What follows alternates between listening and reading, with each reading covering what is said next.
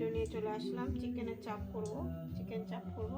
Chicken মানে অনেকটাই মাংস আছে, মাংস দিয়েই করবো আজকে। লেগ পিস দুটো আছে। আর দেখো মশলা, এখানে আদা একটু রসুন পেস্ট করে নেবো, আর এখানে লঙ্কা পেস্ট করা আছে, এর মধ্যে জিরে, কাঁচা লঙ্কা, টমেটো সব পেস্ট করা আছে। আর এই দেখো কাজু, চালমগজ আর পোস্তটা পেস্ট করে নেবো, আর এই পেঁয়াজটা পেস্ট করে নেবো, আর টক দই নিয়ে নিয়েছি। আর এই পেঁয়াজটা ভেজে নেবো কড়া করে। এই দেখো এর মধ্যে একটু গোলমরিচ নিয়ে নিয়েছি, আর টক দইটা দিয়ে দিলাম, আর আদা আর রসুন পেস্টটা একটু দিয়ে দিলাম, আর একটুখানি লবণ দিয়ে দিলাম। এটা দিয়ে একটু মেখে নেব। একটু বাটার দিয়ে দিলাম, একটু ঘি দিয়ে দিলাম,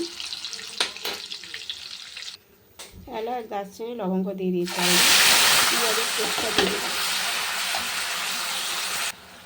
রসুন আর আদাটা দিয়ে দিলাম,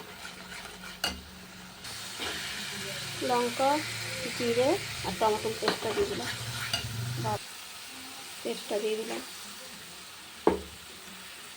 কাশ্মীর লঙ্কার গুঁড়ো আর একটু লবণ দিয়ে দিলাম। কষানো হয়ে গেছে, এই চিকেনটা দিয়ে দিলাম।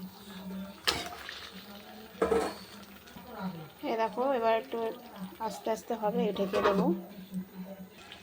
আঁচটা একদম কমিয়ে দিতে হবে। এই দেখো একটু চিনি বেশি দিয়ে দিলাম, এই তো কত জল বেরিয়েছে। আমার মাংসটা অনেকটা রান্না হয়ে এসছে। এই দেখো আমার রান্নাটা হয়ে এসছে। এই যে পেঁয়াজের ভেস্তাটা একটু দিয়ে দিলাম, কেননা তোমরা কেশরি মেথি পাতাও দিতে পারো, আমি দিতে পারি না, কারণ আমার ছেলে খেতে চায় না। আমার তো খুবই ভালো লাগে, আমার ছেলে খেতে চায় না। এই দেখো বন্ধুরা হয়ে গেছে। আমি গোলাপ জলটা দেখাতে ভুলে গেছি, গোলাপ জল দেবে তোমরা। দেখো কী সুন্দর সিদ্ধ হয়ে গেছে, কিন্তু গরম তো।